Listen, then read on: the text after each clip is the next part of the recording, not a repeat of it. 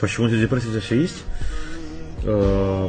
Пожил бы ты лет 6, когда... Смотри, у тебя немного другая просто... У тебя другое отношение к жизни, потому что у тебя такие базовые задачи сейчас есть, там, оплатить кредит, взять там, денег, если бы там были деньги, там, ты бы не считал бы, не смотрел бы на ценники в магазинах и так далее. Если бы ты так пожил лет 5, вот, знаешь, не смотрел на ценники, блядь,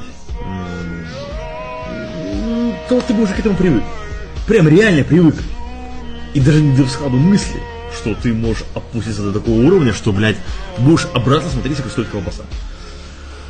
Вот. И когда ты переходишь на такой уровень, то там другие проблемы начинаются в голове.